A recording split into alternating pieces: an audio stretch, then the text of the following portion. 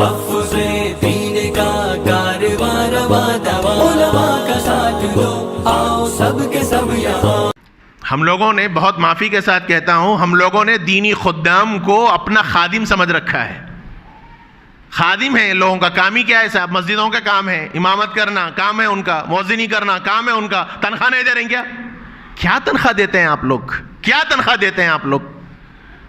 ایک امام، ایک بیچارہ ٹیوشن پڑھانے والا آپ کے بچوں کو پڑھانے کے لیے آتا ہے تو آپ کیا تنخواہ دیں گے اس کو؟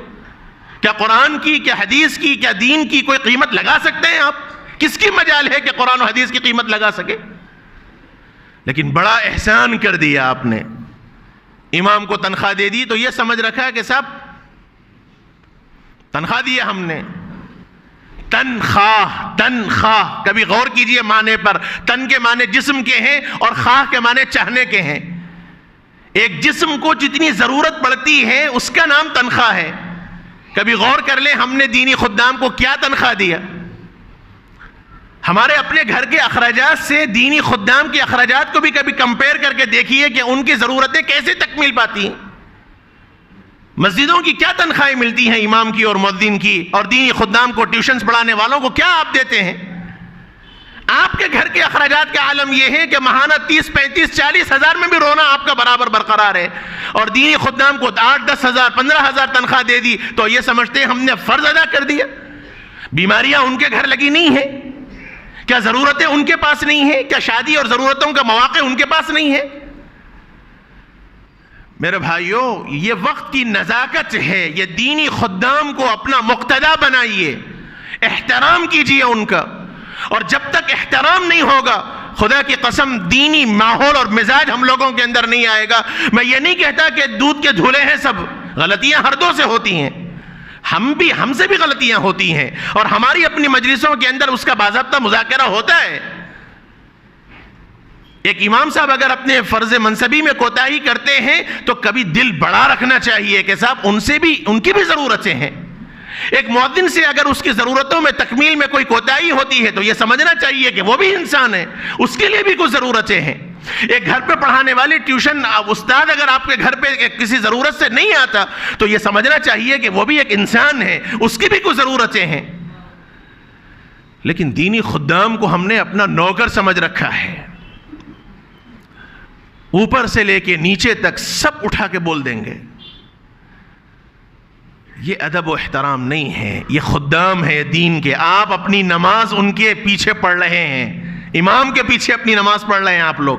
اللہ اکبر کہہ کے جب آپ تحریمہ باندھتے ہیں تو مسلک کے اعتبار سے آپ سے لا غلطیاں ہو جائیں نماز کے اندر، لیکن سجدہ سہو آپ کو لازم نہیں ہے، اور وہی اگر ایک امام سے غلطی ہو جائے، آپ کہیں گے صاحب میرے سے غلطی نہیں ہوئی، امام سے ہوئی، میں سجدہ سہو نہیں کروں گا، آپ کی نماز نہیں ہوگی۔ امام کو جب آپ نے اللہ اکبر کہہ کر تحریمہ باندھ دیا تو آپ نے اپنی نماز کو امام کے حوالے کر دیا۔ اب آپ اپنی مرضی نہیں چلا سکتے، امام رکوع کیا تو رکوع، امام سجدہ کیا تو سجدہ، یہ حال ہے امام کا۔ اور ہمارے پاس اماموں کا مقام و مرتبہ کیا ہے؟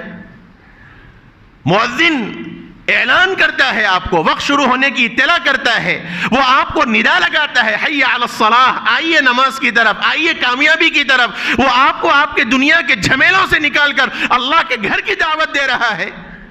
اور ہم نے مؤذن کا کیا مقام و مرتبہ رکھا؟ ایک استاد گھر پر آپ کے بچوں کو پڑھانے آتا ہے تو وہ صرف قرآن نہیں پڑھا رہا ہے، وہ صرف دینی ماحول نہیں فراہم کر رہا ہے، بلکہ وہ آپ کے بچے کو دینی تربیت کر رہا ہے، وہ آپ کے بچوں کو مرتد ہونے سے، وہ آپ کے بچوں کو دین بیزار ہونے سے بچا رہا ہے۔ اور آپ نے اس کے ساتھ کیا معاملہ کیا؟ یہ تو پوچھنا ہی نہیں چاہیے تھا، آپ اپنی خوشی سے، اپنی حیثیت کے مطابق دیتے۔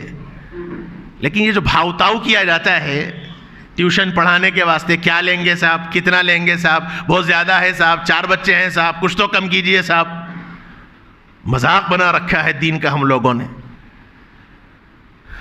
اور اس میں بھی سوچیں گے صاحب کون کم لے رہا اس کے پاس بھیجاؤ، چاہے بچے کی تجوید آئے نہ آئے، چاہے وہ ماحول آئے نہ آئے۔ اور استاد پڑھا کے چلا گیا تو کبھی اتنی توفیق ہم لوگوں کو نہیں ہوتی کہ بیٹھ کر تھوڑا پوچھیں کہ بیٹا آج مول صاحب نے کیا پڑھایا تم سے۔ ہر آدمی یہاں بیٹھا ہوا ہر آدمی اپنے دل پر ہاتھ رکھ کر سوچ لے، میرا فرض ہے، میں اپنی فرض ادا کر رہا ہوں، میں مذاکرے کے طور پر آپ سے کہہ رہا ہوں، میں کوئی تنقید نہیں کہہ رہا ہوں آپ کے اوپر، میرا فرض ہے وارث رسول ہونے کی حیثیت سے ہم میں کا ہر ساتھی اپنے دل پر ہاتھ رکھ کر یہ سوچے کہ میں اپنے بچے کی تعلیم کے واسطے اور خاص طور پر دینی تعلیم کے واسطے کتنا فکر مند ہوں، کتنا میں فکر مند ہوں۔ ایک استاذ کو اگر میں نے رکھ دیا تو کبھی میں نے پوچھا استاذ سے کہ حضرت کیا میرا بچہ پڑھ رہا ہے، میرا بچہ کتنا آگے بڑھ رہا ہے، کبھی میں نے پوچھا؟ استاذ اگر لاپرواہی کر رہا ہے تو وہ بھی انسان ہے، لاپرواہی اس سے بھی ہوتی ہے، ہمارا کام ہے ادب کے دائرے میں رہ کر ان سے بھی بات کی جائے کہ مول صاحب اتنا وقت ہو گیا بچہ آگے نہیں بڑھ رہا، کچھ خیال کیجئے۔ یہ چیزیں ہمارے پاس نہیں ہیں تو پھر ادب کہاں سے آئے گا ہماری اولادوں میں، دین کہاں سے آئے گا؟ آج بچے بلوغت کی عمروں کو پہنچ رہے ہیں، بلوغت کی عمر کو پہنچ رہے ہیں، بالغ تک ہو جا رہے ہیں بچے، لیکن ان کو غسل کے فرائض نہیں معلوم ہے۔ یہ سچی باتیں میں کہہ رہا ہوں آپ سے، کوئی فرسودہ باتیں نہیں کہہ رہا ہوں۔ غسل فرائض، غسل کن چیزوں سے واجب ہوتا ہے، غسل کس کو کہتے ہیں، غسل فرض کیسے لیا جاتا ہے، یہ نہیں معلوم۔ ان کو بس یہی معلوم ہے گھر میں بابا نے شاور لگا دیا، شاور کھول دیا، ٹھہر گئے، نہا لیے، ختم۔ لیکن غسل میں نیت بھی ضروری ہے، کیسے غسل ہونا چاہیے، غسل کے آداب کیا ہیں، نہ باپ کو اتنی فکر ہے کہ وہ اپنی اولاد کو سمجھا سکے، نہ استاذ کو باپ نے بتلایا کہ میرا بچہ قریب البلوغ ہے، ذرا آپ اس کی فکر کریں۔ یہ ضرورت ہے میرے بھائیوں، خاص طور پر اولاد اور اولاد میں بھی لڑکیوں کی بہت تربیت کی ضرورت ہے، اپنے گھر میں دینی ماحول کو پیدا کرنے کی ضرورت ہے۔